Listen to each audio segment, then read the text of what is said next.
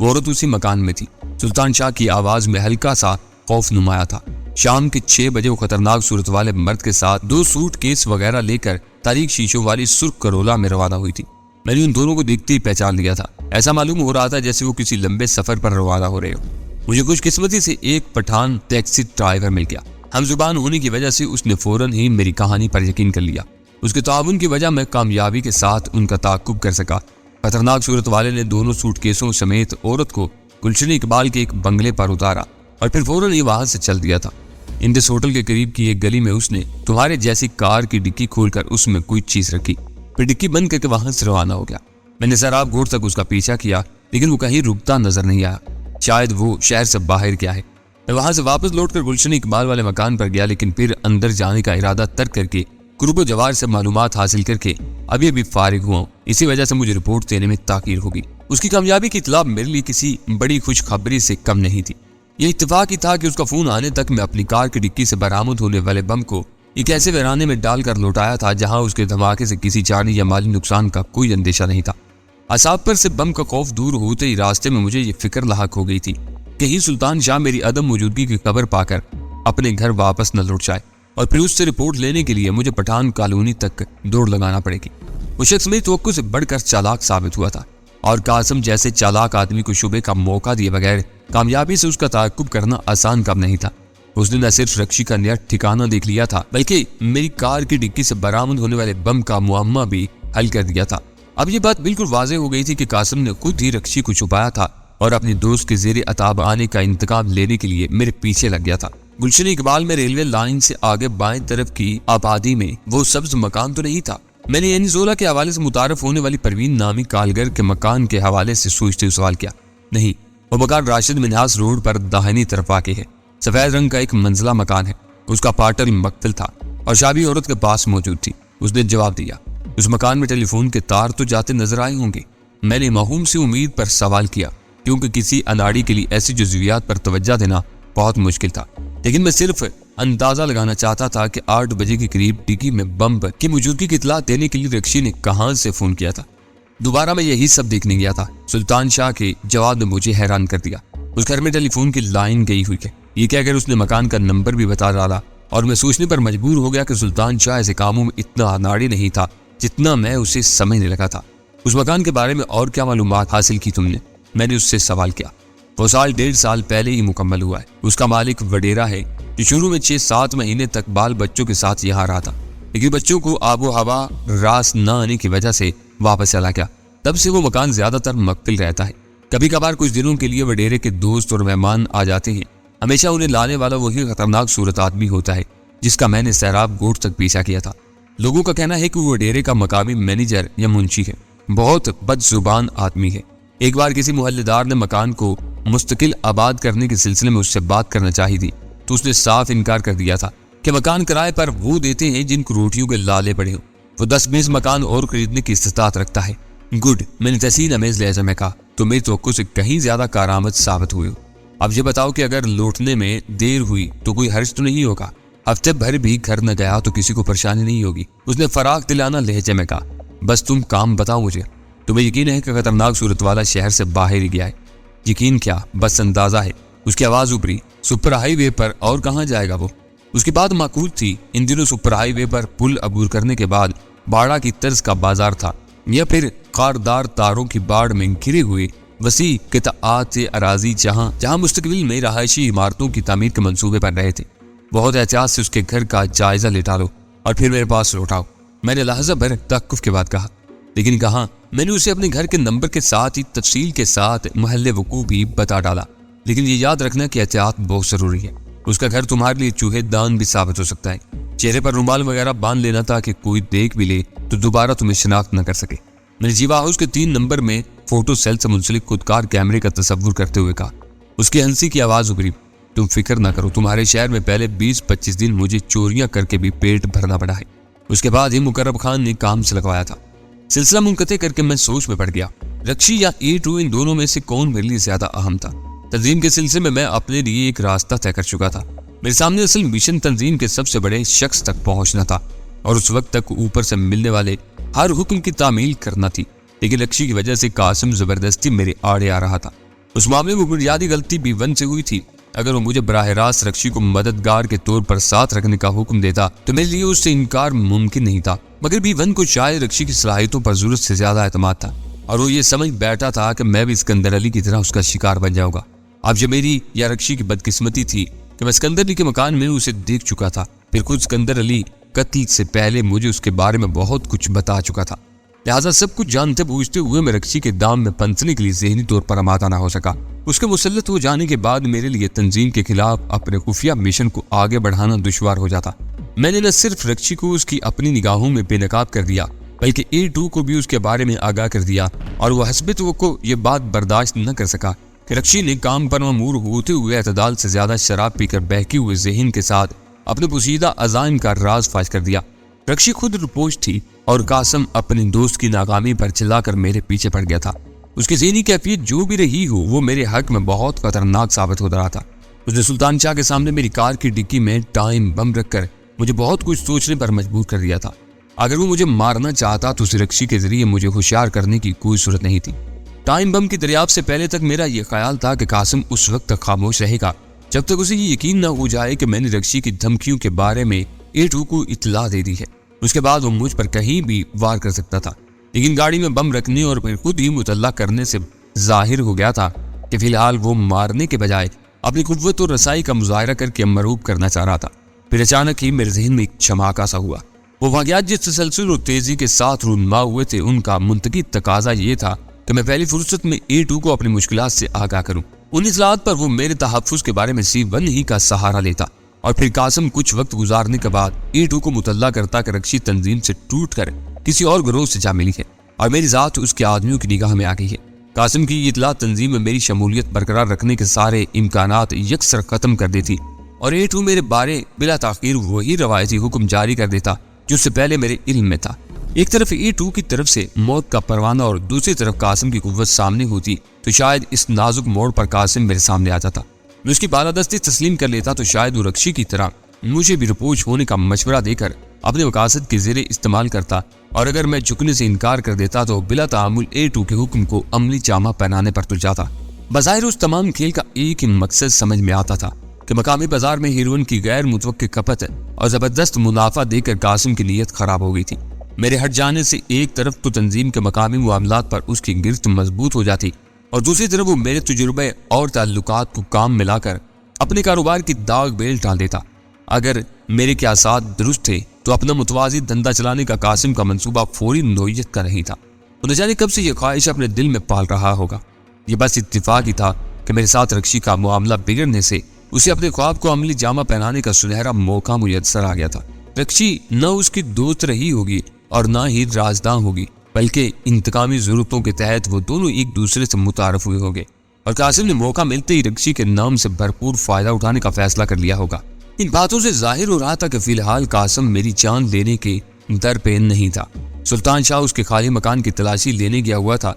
रक्षी की कमीनगाह मेरे इल्म में आ चुकी थी, लिहाजा उस मामले को कुछ रोज के लिए मुलतवी करना मुमकिन नजर आ रहा था, जबकि A2 का रवैया फौरी तवज्जो का मुतकाजी था। शहर में मेरी जिम्मेदारियों की जरूरत ऐसी थी कि आम हालात में मेरे लिए एक दिन के लिए भी शहर छोड़ना नामुमकिन था, मगर उस वक्त B1 की खुदकुशी ने तमाम तर सरगर्मियां यकलख्त मौकूफ कर दी थी। अगर मैं ये मौका गंवा देता तो फिर मुद्दतों लाहौर का रुख करने की नौबत आती नजर नहीं आ रही थी। दूसरी तरफ A2 के बारे में लाहौर पहुंचे बगैर मालूमात हासिल करना दुश्वार था। मैंने फैसला कर दिया कि फिलहाल रक्षी और कासिम को भूल कर A2 का रुख इख्तियार करूं। इस सफर में सुल्तान शाह मेरे लिए काबिल एतमाद सहारा साबित हो सकता था, लेकिन एक बात तय थी कि रक्षी की धमकियों या अपनी कार की डिग्गी में पाए जाने वाले बम के बारे में A2 को एक लफ्ज भी नहीं बताना था। इस तरह मेरे बताने के नतीजे में कासिम ज्यादा खुलकर सामने आने पर मजबूर हो सकता था। गुलशन इकबाल में रक्षी की कमीनगाह का पता मेरे पास कासिम के तवस्सुत से बहुत मजबूत कार्ड था। मैं जब भी चाहता A2 पर सब कुछ आश्कार कर सकता था। थोड़ी देर बाद मैंने जहांगीर से राब्ता करना चाहा। दूसरी तरफ से फोन सलमा ने रिसीव किया था। कहाँ गायब हैं आप? वो मेरी आवाज पहचान कर दिलावेज लहजे में बोली। आगे तरस गई है आपको देखने को, बस कुछ चक्रों में फंसा हुआ हूँ। मैंने गहरा सांस लेकर कहा, जहांगीर कहाँ है? लान पर कुत्तों की सेवा कर रहे होंगे। उसके लहजे में तलखी होत कर आई। मुहाफिज हटा दिए हैं, चिरागा खत्म हो गया है। अब सारी तवज्जो उन मनहूस कुत्तों पर मरकूज है जिनकी शक्लें देख कर ही मुझे वहशत होने लगती है। जरा बुला देगी उसे? मैंने उसकी निजी मसाइल पर गुफ्तगू से गुरेज करते हुए खुशामदाना लहजे में कहा। आप होल्ड करें। اس کا لہجہ یک بجک وسیلہ ہو گیا، شاید اس نے اندازہ لگا دیا تھا کہ میں اس سے کترانے کی کوشش کر رہا ہوں۔ چند منٹ بعد جہانگیر لائن پر آیا تو اس کی آواز خاصی جاندار تھی۔ یار کہاں غائب ہو تم؟ بس اسٹینڈ بائی ہوں۔ میں نے مانی کے لہجے میں کہا، دیکھنا ہے کہ کب اور کس محاذ پر چھونکا جاتا ہوں۔ کئی بار تم سے ملنے کا ارادہ کیا لیکن ہمت نہیں پڑی، دن بھر کے کام سے تک کر چور ہو جاتا ہوں۔ کہتے کہتے اس نے تھوڑے سے توقف کے بعد ایک دم بات کا رخ بدل دیا۔ میرے لبوں پر مانی کے تبسم ابھرا، شاید بھابھی آ گئی ہے جو تم نے ایک دم بات بدل دی۔ ریسیور میں اس کی بے ڈھنگی سی ہنسی سنائی دی۔ او ہاں تم ٹھیک ہی کہہ رہے ہو، فرصت ہو تو چلے آؤ، تھوڑی دیر گپ شپ رہے گی۔ میری بھی ہمت نہیں پڑتی، میں نے زبانی لہجے میں کہا۔ باخبر لوگ ہیں، اس میل جول کی بھنک بھی مل گئی تو حکم کی خلاف ورزی پر کوئی سزا سنا دی جائے گی۔ تمہیں حوصلہ ہو تو چلے آؤ، میں انتظار کر رہا ہوں۔ تم نے میرے دل کی بات کہی ہے، اس نے مبہم الفاظ میں اپنا معافی ضمیر بیان کر دیا۔ دال روٹی کے چکر نے ہمیں کسی مصرف کا نہیں رکھا، بس وقت کے غلام ہو کر رہ گئے ہیں۔ پھر اس کا لہجہ اچانک رازدارانہ ہو گیا۔ چلی گئی، تم ملنے کی کوئی صورت نکالو، میرے پاس کئی گرما گرم خبریں جمع ہو گئی ہیں۔ مثلاً میں نے استفسار طلب لہجے میں کہا، اپنی سرگرمیاں بالکل موقوف کر دی گئی ہیں اور بازار میں کئی افغان بھی اپنا مال لے آئے ہیں۔ شاید اب اجارہ داری برقرار رکھنا مشکل ہو جائے۔ سرگرمیاں کیوں موقوف ہیں؟ میں نے انجان بن کر سوال کیا۔ بس ایک ہی بات ہے کہ حالات مخدوش ہو گئے ہیں، اس نے بیزار لہجے میں کہا۔ مجھے تو دور دور بھی کوئی خطرے والی بات نظر نہیں آتی۔ آخر کھیپ ٹھکانے لگانے کے بعد نئے حکم کا انتظار ہے۔ آج کل میرا پیچھا کیا جا رہا ہے، کسی وقت میدان صاف ہوا تو تمہاری طرف آؤں گا۔ پیچھا ہو رہا ہے؟ اس کی بکھلائی ہوئی آواز سنائی دی۔ پھر کوئی خطرہ مول لینے کی ضرورت نہیں، کسی نے ادھر ادھر کا رخ کرتے دیکھ لیا تو بلا وجہ دونوں عطاب میں آ جائیں گے۔ میں دل میں ہنس پڑا، خطرے کے امکان سے باخبر ہوتے ہی اس کی مل بیٹھنے کی خواہش دب گئی تھی۔ میں نے سنجیدگی کے ساتھ سوال کیا، 3 نمبر میں میرے داخلے کا کیا رہا؟ بات ہوئی تمہاری اس سے؟ بات تو ہوئی تھی لیکن وہ اجلت میں تھا، اس موضوع کو چھیڑنے کی نوبت ہی نہ آ سکی۔ اس نے کہا، لیکن اس بارے میں تم ضرور کوئی اہم بات مجھ سے چھپا رہے ہو۔ کیسی اہم بات؟ میں نے تحیر امیز لہجے میں پوچھا۔ یہ بات حلق سے نہیں اترتی کہ تم 3 نمبر میں بس کچھ وقت گزار کر باہر آ جاتے ہو۔ اس کی آواز الجھن امیز تھی۔ 3 نمبر کو ممنوع علاقہ قرار دیے جانے سے پہلے ایک دن کے لیے اس طرح خالی کروایا گیا تھا کہ وہاں چڑیا کا بچہ بھی پر نہیں مار سکتا تھا۔ مجھے پورا یقین ہے کہ اس دوران میں وہاں کچھ اہم چیزیں پہنچائی گئی ہوں گی، لیکن تم نے ابھی تک اس کمرے میں کوئی غیر معمولی تبدیلی یا اضافے کا ذکر نہیں کیا۔ کچھ بھی نہیں ہے وہاں، یقین نہ ہو تو کسی وقت خود گھس کر دیکھ لو۔ ریسیور میں اس کی خوفزدہ سی ہنسی سنائی تھی۔ ہاں، مروانے کا ہی مشورہ دو گے؟ گھسنا تو دور کی بات ہے، اسے میرے ایسے کسی ارادے کا علم بھی ہو گیا تو کھال میں بھس پروا دے گا۔ ویسے تم بے فکر ہو، اب اس سے بات ہوگی تو میں 3 نمبر میں تمہارے داخلے کا معاملہ بھی صاف کر لوں گا، کیونکہ تمہاری ذمہ داری ہی ہے۔ میں نے لقمہ دیا۔ جہانگیر سے چند اور ادھر ادھر کی باتیں کرنے کے بعد میں نے فون فلیٹل پر رکھ دیا۔ وال کیبنٹ سے پرانی اسکاچ کی بوتل نکال کر میں نے ایک لارج پیک تیار کیا اور اس میں برف کے ڈلے ڈال کر صوفے پر بیٹھا۔ سلطان شاہ کی واپسی کے انتظار میں سست رفتاری کے ساتھ شراب نوشی کرتے ہوئے میں نے خان سامہ کے ذریعے چوکیدار کو اطلاع بھیج دی تھی کہ سلطان شاہ نامی کوئی شخص مجھ سے ملنے کے لیے آئے تو اسے بلا تعامل اندر بلا لیا جائے۔ لہٰذا 11 بجے کے لگ بھگ سلطان شاہ چوکیدار کی رہنمائی میں نشست گاہ میں داخل ہوا تو اس کے بچڑے پر حیرت کے آثار تھے۔ دروازے سے اندر گھسنے کے بعد وہ چند ثانیوں تک کھڑا گہری اور مانی کے نگاہوں سے میرے کمرے میں موجود اسباق کا جائزہ لیتا رہا، پھر گہری سانس لے کر میری طرف بڑھتا چلا آیا۔ تم تو خاصی بڑی آسامی معلوم ہوتے ہو، اس نے میرے قریب بیٹھتے ہوئے بے پروایانہ لہجے میں کہا۔ مجھے یہ بات پسند آئی کہ وہ میری عمارت کے مشاہدے سے مرعوب نہیں ہوا تھا۔ احکامات کی تکمیل کرتے رہے تو تھوڑے ہی دنوں میں تم بھی اسی ٹھاٹ باٹ سے رہ سکتی۔ میں نے گلاس سے اپنے لبوں کو تر کر کے کہا، آسامی بنانے کی کوشش کی تو شاید پچھتانے کا موقع بھی نہ مل سکے۔ جس میں وفا نہ ہو وہ آدمی نہیں، خنزیر کا بچہ ہوتا ہے، وہ سخت لہجے میں بولا۔ پھر دائنا ہاتھ چھاتی پر مار کر قدرے پرجوش لہجے میں بولا، حکم دے کر دیکھو، تمہارے پسینے پر دشمن کا خون نہ بہا دوں تو گولی مار کر پھینک دینا۔ لہذا بھر کے لیے وہ خاموش ہوا، پھر بولا، آج کا کام مجھے پسند نہیں آیا۔ کیا ہوا؟ میں نے تجسس سمیت لہجے میں سوال کیا۔ وہ گھر تو پورا بھوت بنگلہ ہے، وہ حسب عادت ہے، گہرا سانس لے کر بولا، کوئی چور شکار ہوتا تو جوتے چھوڑ کر ہی نکلتا، لیکن میں نے بزدلی سے بھاگنے کے بجائے ڈٹ کر مقابلہ کرنے کا فیصلہ کیا تو پتہ چلا کہ وہاں نہ کسی آدمی کا وجود تھا نہ بھوت، کچھ شوبدے تھے جنہیں میں تہس نہس کر آیا ہوں۔ پوری تفصیل بتاؤ۔ میں نے اس کے کارنامے میں دلچسپی لیتے ہوئے کہا، شراب پیو گے؟ عمدہ قسم کی پرانی اسکاچ ہے، تم بھی مت پیو صاحب، وہ برا سا منہ بنا کر بولا، شراب حرام ہے، میں نے زندگی میں کبھی اسے ہاتھ نہیں لگایا۔ پھر تم کسی کا خون کیا بہاؤ گے؟ مجھے اس کے جواب سے ذرا مایوسی ہوئی تھی۔ کیوں؟ وہ حیر سے تیوریاں چڑھا کر بولا، کسی کی طرف اشارہ کر کے دیکھو، اس کا سر گردن سے اتار کر تمہارے قدموں میں نہ ڈالوں تو میرے منہ پر تھوک دینا، وقت آیا تو شاید تم انسانی خون کی حرمت کے بارے میں سوچنے بیٹھ جاؤ گے۔ میں نے کہا، الجھی الجھی نظروں سے میری طرف دیکھتا رہا، پھر آہستگی سے بولا، دیکھو صاحب، یہ سب مجھے نہیں معلوم، شراب حرام ہے تو بس حرام ہے، خون میں ملتی ہے تو دماغ پر اندھیری چادر تان دیتی ہے، رشتوں کا احساس مٹا دیتی ہے، لیکن خون کی بات دوسری ہے۔ تمہارا ملازم ہوں، جو تمہارا دشمن ہے وہ میرا دشمن ہے، اور تمہارے ہر حکم کی تعمیل میرا فرض ہے۔ تمہارے حکم سے منہ موڑنا وفادار کے بجائے دغاباز کہلاؤں گا، اور میری روزی خراب ہو جائے گی۔ بہت ہی عجیب اور ناقابل فہم تھا اس کا فلسفہ، بس ذہن کی بات تھی۔ جو بات جم گئی وہ اپنی جگہ اٹل تھی، اور دنیا کی کوئی طاقت اس میں تبدیلی نہیں لا سکتی تھی۔ اس کے نزدیک وفا کا بس ایک ہی مفہوم تھا کہ اپنے مالک کے حکم کی تعمیل میں ذہن پر کوئی زور ڈالے بغیر سر دھڑ کی بازی لگا دی جائے۔ میں نے نہ انسانی خون کی مذمت کے مسئلے کو مزید گریدا، اور نہ اس سے یہ دریافت کیا کہ اگر میں اسے شراب نوشی کا حکم دوں تو اس کا رد عمل کیا ہوگا۔ میرے لیے اس قدر ہی کافی تھا کہ وہ میرا وفادار تھا، اور اس معاملے میں بہت کٹڑ واقع ہوا تھا۔ ہاں، تو وہ تفصیل نہیں بتائی تم نے۔ موضوع کی تبدیلی کے ساتھ ہی میں اس کے ساتھ پیش آنے والے واقعات بھی سننے کے لیے بے چین تھا، تاکہ قاسم یعنی C1 کے بارے میں کوئی پختہ رائے قائم کر سکوں۔ میں اگلی گلی سے احاطے کی دیوار پھاند کر بڑے سکون سے اندر پہنچ گیا تھا۔ وہ بتانے لگا، اندر کئی کمروں کی کھڑکیاں روشن تھیں، لیکن عمارت بالکل ویران نظر آ رہی تھی۔ میں نے 2 مرتبہ پوری عمارت کا طواف کیا، لیکن ہر کھڑکی میں شیشوں کے پیچھے مضبوط آئرنگ گرل لگی ہوئی تھی، جسے موڑنا میرے بس سے باہر تھا۔ عمارت سے احاطے میں نکاسی کے لیے صرف 2 دروازے تھے، اور دونوں ہی مقفل تھے۔ میں نے قسمت آزمائی کے لیے عقبی دروازے کا انتخاب کیا۔ تالا کھولنا میرے بس سے باہر تھا، اور مکان خالی تھا، لہٰذا تھوڑی سی کوشش کے بعد میں نے لوہے کی ایک سلاخ اڑا کر دروازے یا تالے کو توڑنے کی کوشش شروع کر دی۔ خاصی آواز پیدا ہوئی، لیکن کہیں سے کوئی مداخلت نہیں ہوئی۔ دروازے نے جب جگہ چھوڑی تو میں کئی منٹ تک دیوار سے لگا ہوا سنگن لیتا رہا، لیکن اندر موت کا سناٹا طاری تھا۔ پھر جو ہی میں دروازہ کھول کر اندر گھسا، کہیں سے کرخت اور گنجیلی مردانہ آواز ابھری، پکڑ لو اس بدماش کو، بچ کر نہ جانے پائے۔ اس کے ساتھ کچھ قدموں کی آوازیں ابھری، اور میں بکھلانے کے باوجود آخری سلاخ لے کر بیرونی دیوار سے چپک کر کھڑا ہو گیا، تاکہ جیسے ہی کوئی ٹوٹے ہوئے دروازے سے باہر نکلے اس کی کھوپڑی پر ضرب لگا سکوں۔ جب کافی دیر تک کوئی نہ باہر نکلا، نہ کوئی آہٹ سنائی دی، تو میں دھڑکتے ہوئے دل کے ساتھ آگے بڑھا، لیکن اس بار کچھ بھی نہیں ہوا۔ اندر سارے دروازے غیر مقفل تھے، اور وہاں کوئی متنفس موجود نہیں تھا۔ میں اس کرخت مردانہ آواز کے بارے میں سخت پریشان تھا کہ خوابگاہ کا دروازہ کھولتے ہی پھر وہی آواز ابھری، اور میں اس سے بھڑ جانے کے خیال سے جنون کے عالم میں کمرے میں گھس گیا، لیکن کمرہ خالی تھا، اور ایک ٹیپ ریکارڈر سے وہ آواز ابھر رہی تھی۔ میں نے سلاخیں مار مار کر ٹیپ ریکارڈر کے ٹکڑے کر ڈالے۔ معاملہ سمجھ میں آنے کے بعد ڈرائنگ روم میں میز کے نیچے دوسرا ٹیپ ریکارڈر بھی مل گیا، جس کا اسپیکر اکبر راہداری میں دروازے کے عین اوپر لگا ہوا تھا۔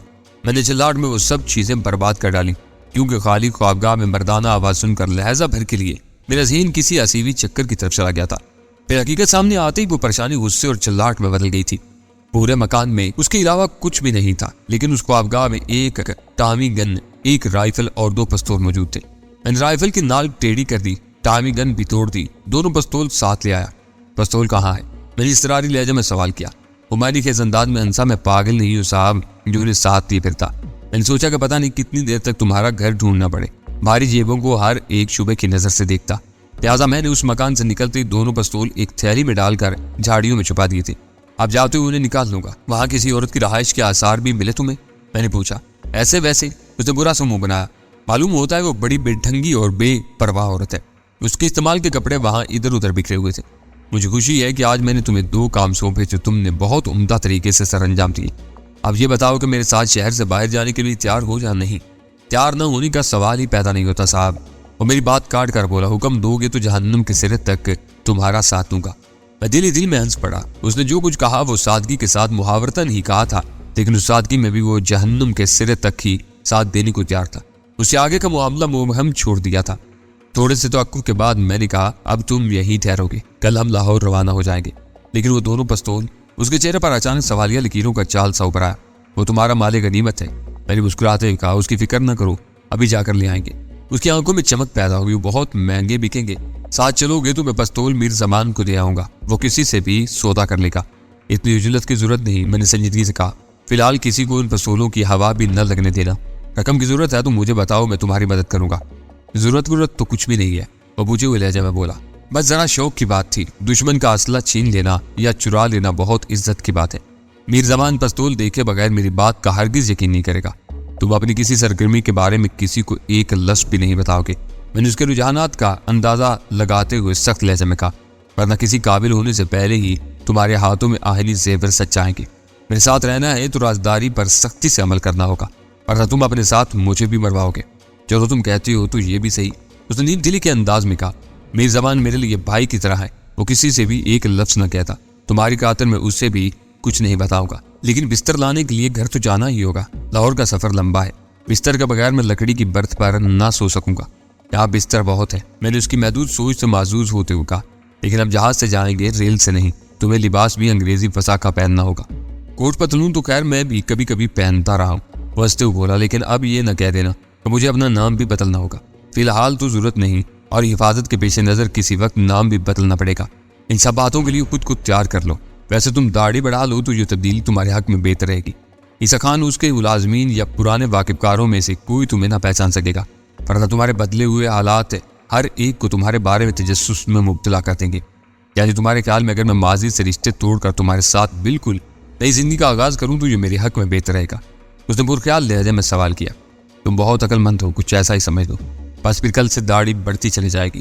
کھانا اس نے راستے ہی میں ایک ہوٹل سے کھا لیا تھا، لہٰذا اس کی یاد دہانی پر قاسم کے مکان سے چرائے ہوئے پستولوں کی بازیابی کے لیے اس کے ساتھ میں روانہ ہو گیا۔ سلطان شاہ دیکھنے میں سادہ لو لیکن عملاً بہت چالاک آدمی تھا۔ اس نے وہ پستول ایک ایسی ویران جگہ پر جھاڑیوں کی جڑوں میں چھپائے تھے کہ 2-4 دن بھی وہاں پڑے رہتے تو ان کی طرف کوئی متوجہ نہ ہوتا۔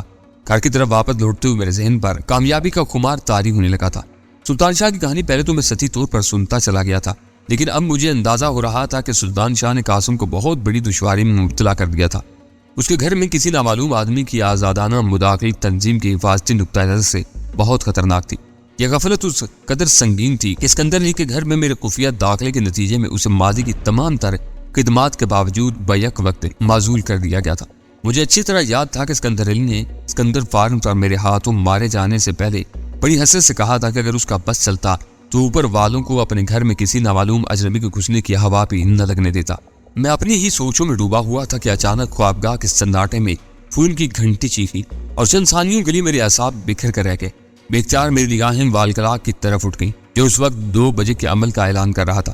گھنٹی کی آواز دوبارہ کسی گھٹی گھٹی اسیبی چیخ کی طرح گونجی تو میں نے دھڑکتے ہوئے دل کے ساتھ ہاتھ بڑھا کر ریسیور اٹھا لیا۔ لائن پر سناٹا رہا، شاید فون کرنے والا میری طرف سے گفتگو میں پہل کا منتظر تھا، لیکن میں دلستہ خاموش رہا۔ پھر آخر ریسیور پر قاسم کی آواز ابھری، کیا تم جاگ رہے تھے؟ کیا یہی پوچھنے کے لیے میری نیند خراب کی ہے؟ میں غصیلے لہجے میں گرایا۔ کثرت شراب نوشی سے میری آواز ویسے ہی بھاری ہو رہی تھی، لہٰذا مجھے لہجے کو خمار آلود بنانے کے لیے اداکاری کی ضرورت نہیں پڑی۔ میں اس وقت بہت پریشان ہوں۔ اس کا تھکا ہوا لہجہ اس کے الفاظ کی عکاسی کر رہا تھا، لیکن میرے دل میں اس کے لیے ہمدردی کی ذرا بھی رمق پیدا نہ ہو سکی، کیونکہ میں اچھی طرح واقف ہو چکا تھا کہ رکشی کے نام کی آڑ لے کر مجھے بلیک میل کرنے کی تیاریوں میں مصروف تھا، ورنہ یوں بے وقت تمہیں تنگ نہ کرتا۔ پریشانی کا سبب بھی بتا ڈالو، میں نے جذبات سے عارض سر لہجے میں کہا۔ ابھی وقت باقی ہے، میں تمہارے مسائل سے اوپر والوں کو آگاہ کر دوں گا۔ نہ، اس کی کھردری آواز میں بکھلاہٹ اٹھ کر آئی۔ یہ کوئی آفیشل معاملہ نہیں ہے، میں نے تمہیں دوست سمجھ کر فون کیا ہے، اور اس پریشانی کا تعلق تم سے بھی ہے۔ دوستی کا تو کوئی تعلق نہیں ہے ہمارے درمیان، میں تلخ لہجے میں کہا۔ کل تک تم میرے اوپر والے تھے، آج تابع ہو، ایسے میں دوستی کی گنجائش کہاں نکلتی ہے؟ تو پھر معاملے کی بات ہی صحیح۔ قدر سکوت کے بعد اس کی آواز میں بھی تندی اوت کر آئی۔ رکشی کا کچھ پتا چلا؟ میں اس معاملے سے بالکل بری الذمہ ہوں، اس کا سراغ لگانا تمہارا کام ہے۔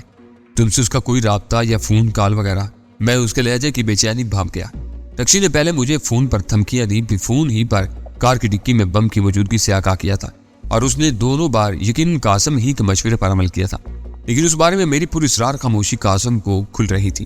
وہ اپنے حفاظتی اختیارات کی آڑ میں مجھ سے سچ اگلوانا چاہ رہا تھا، لیکن میں نے بھی کچی گولیاں نہیں کھیلی تھی۔ وہ بہت چالاک عورت ہے، قطرہ بھانپ کر ہی روپوش ہوئی ہے۔ وہ کیوں مجھ سے رجوع کر کے کوئی قطرہ مول لینے لگی؟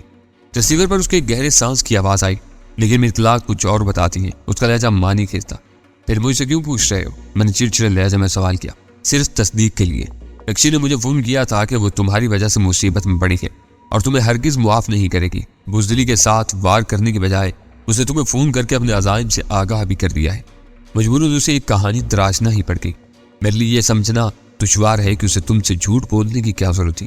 تم تو اسے مجھ سے زیادہ جانتی ہو، تو تم اب بھی اس سے کسی رابطے سے انکار پر اڑے ہوئے ہو۔ اس کا لہجہ تلخ ہو گیا۔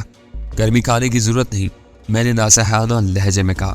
شاید وہ ہم دونوں کو لڑوانا چاہتی ہے۔ تھوڑی دیر پہلے شاید اسی کی کسی ساتھی نے مجھے فون کیا تھا۔ اس نے بتایا تھا کہ قاسم کے گھر کا کواڑا کر دیا گیا۔ اس کے ستارے اچھے تھے جو وہ گھر پر نہیں ملا، ورنہ وہ ذبح بھی کر دیا جاتا۔ मैंने तो तुमसे कुरेदने की कोशिश नहीं की कि तुम्हारे घर पर क्या हुआ। कुछ भी नहीं हुआ। उसकी आवाज में मुदाफाना बुखलाहट नुमाया थी।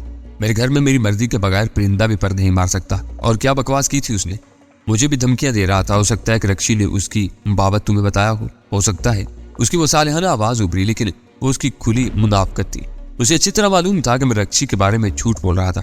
बात सिर्फ इतनी थी कि मेरी जुबान से अपने घर में किसी की मुदाखलत का जिक्र सुनकर वो तजब्जुब में पड़ गया था और उस बात की अहमियत घटाने की कोशिश में फिल वक्त रक्षी के बारे में मेरा झूठ तस्लीम करने पर आमादा हो गया था।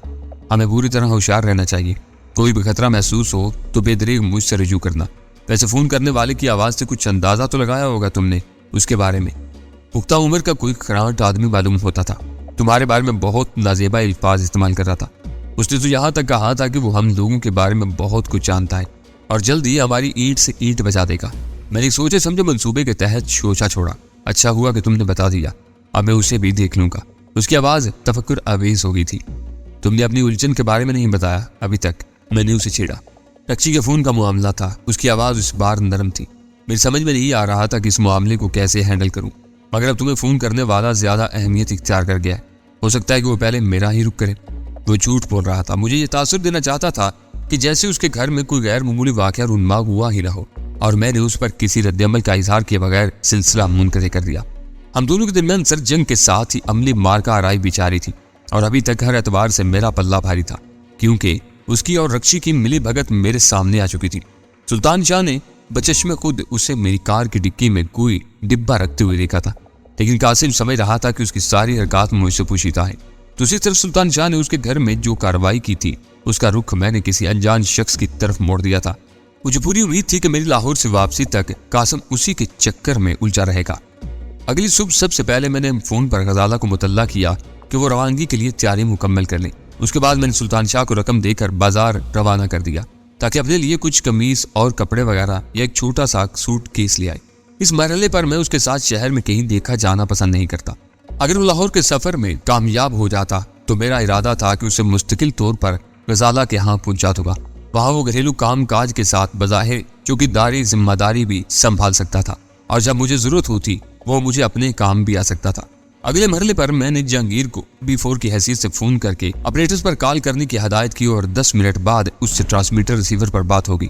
ट्रक नंबर PR039 शहर पहुंचने वाले माल की मिकदार इतनी काफी थी कि उसके अंदाजे के मुताबिक पूरा हफ्ता इत्मीनान से गुजर सकता था। उसने पहली बार 3 नंबर में दाखिले के बारे में जुबान खोली और मैंने बॉस की हैसियत से उसे बता दिया कि फिलहाल जीवा हाउस के नंबर 3 में मेरे सिवा हर एक का दाखिला ममनू रहेगा। फिर उसने झिझकते हुए बाजार में दूसरे जराए से हीरोइन के फरोख्त का जिक्र किया। वो कौन लोग हैं और कहां से माल ला रहे हैं? ओवर। मैंने बदली हुई आवाज में सवाल किया। फिलहाल सिर्फ 2 निगाहों में आ सके हैं सर, जहांगीर की आवाज उभरी, और वो दोनों ही अफगान साबित हुए। आजाद इलाके में पाइंदा गुल नामी एक अफगान कबायली हेरोइन बना रहा है। वो दोनों बराह रास्त उसी से माल लेते हैं। इस बार वो 400-600 ग्राम पाउंड लाए थे, लेकिन भारी मुनाफा के बायस अगली बार शायद दुगनी मिकदार लाएंगे। माल की नकलो हरकत की सहूलत के बायस कुछ और लोग भी मैदान में आए हैं, लेकिन फिलहाल हमारे आदमी की निगाहों में नहीं आ सके। ओवर। ऐसे हर शख्स पर कड़ी निगाह रखो। ये कहते हुए मेरे जहन में अमरीकी नुमाइंदे आर्थर के अल्फाज घूम गए। हजारों मील दूर बैठे हुए मेरे बरे आजम से आने वाली उस शख्स की मालूमात इस कदर थी कि उसने पाइंदा गुल की हेरोइन साइज फैक्ट्री का माल बाजार में आने से पहले उसकी कामयाबी की इतला दे दी थी। जहांगीर की इतला पाइंदा गुल के बारे में आर्थर की इतलात की पूरी तायद कर रही थी। उन दोनों अफगानों पर आदमी लगा दिए जाएंगे। उनके क्वाइफ क्या है? ओवर। उन दोनों के क्वाइफ नोट करके मैंने सिलसिला मुनक़ते कर दिया और ऑपरेटर्स की ट्रांसमिशन फ्रीक्वेंसी तब्दील करके C1 से राब्ता कायम करने की कोशिश करने लगा। Seeking receiving. उसने पहली कॉल के जवाब में कहा, अभी अभी मैं दूसरी फ्रीक्वेंसी पर तुम्हारी और D1 की गुफ्तगू सुन रहा था, इसलिए कॉल की है। ओवर। बाकी तुम बहुत ज़हीन हो, मैंने बुरा सा मुंह बनाकर कहा। फिर तुमने ये भी सुन लिया होगा कि निज़ार खान और ताज़ा गुल सहराब गूड की एक सस्ती सी सराय में मुकीम है। उन्हें बेरहमी के साथ ज़दुकोप करके हर उस चीज से महरूम कर दो जो उनकी तहवील में हो। उन्हें दूसरों के लिए इबरत का शाकार होना चाहिए। रकम कमाने के लालच में अगर हर एक शख्स 1-8 किलो हेरोइन की हेर फेर में लग गया तो मार्केट खराब हो जाएगी। ऐसी हर कोशिश की हौसला शिकनी होना चाहिए। ओवर।